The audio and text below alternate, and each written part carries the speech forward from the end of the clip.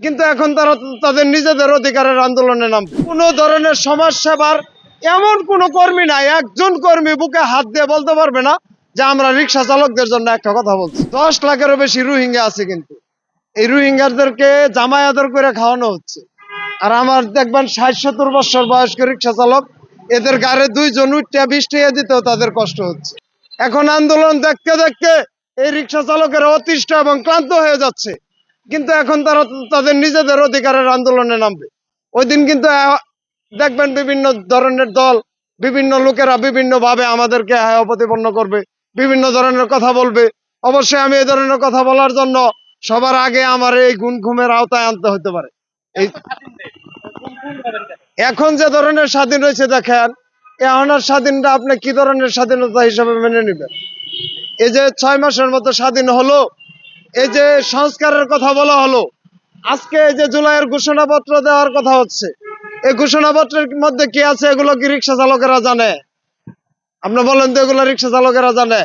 রিক্সা চালকেরা একটা আশা করছিল যে আমরা 53 বছর বঞ্চিত ছিলাম, 1971 সালেও এই রিক্সা চালকদের ভূমিকা ছিল, তাদেরকে ঠকানো হয়েছে।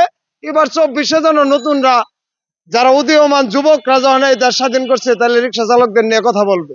কিন্তু ভালোবাসা বাংলার বুক আমা করে আমরাই নিয়ে গেছি ভালোবাসা, আর কেউ পারো নয়। এই ছাত্রছাত্রীর ভালোবাসা, আমরাই এই ছাত্রছাত্রীর ভালোবাসা নিয়ে এগিয়ে গেছি। কিন্তু এখন দেখেন এই যে শিক্ষার্থীরাও কিন্তু আমাদের পাশে ওইভাবে দাঁড়াইতেছে না। শিক্ষার্থীরা উল্টা আমাদেরকে আইন দেখাচ্ছে। আপনারা ডাইনে বামে দেখতেছেন, এই যে আমি যেখানে বসে কথা বলতেছি, এই ইউনিভার্সিটির চারপাশে কিন্তু আমাদের আইন শেখানো হয়। বাস্তবিক ভাবে দেখেন তো দেশে আইনের কতটুকু প্রয়োগ আছে। আমরা তো মেধাবীর কাছ থেকে শিক্ষার চেয়েছিলাম, কিন্তু এই মেধাবী যে এরাই যে আমাদেরকে অন্য ধরনের ভাবে বুঝবে, আমরা তো সেটা চেয়েছিলাম না। আমরা রিক্সা চালকরা, আমরা তো চাকরির জন্য আন্দোলনে ওদের পাশে ছিলাম না। আমরা আমাদের ভাবছিলাম যে যদি এই দেশটা মেধা শূন্য হয়ে যায়, আমাদের ভবিষ্যৎ কে হবে? কিন্তু তারা ভবিষ্যৎ হিসাবে হয়ে আজকে 5 মাসেরও বেশি হয়ে গেল। এই যে আমরা রিক্সা চালক দিয়ে আমাদেরকে অনেক বিভিন্ন আইনের আওতায় আনা হয়েছে। যেমন এই যে অটোর ভিতরে একটা ফাঁদে আমাদেরকে ফেলা হয়েছে। এই যে অটো রিক্সার একটা রায় দেওয়া, যে আমাদেরকে যে ফাঁদে ফেলছে, এই ফাঁদটা যদি আমি অনাপ্রকাশ করতে যাই, হয়তো আমার চালকেরা অন্য ধরনের অসুবিধায় পড়বে।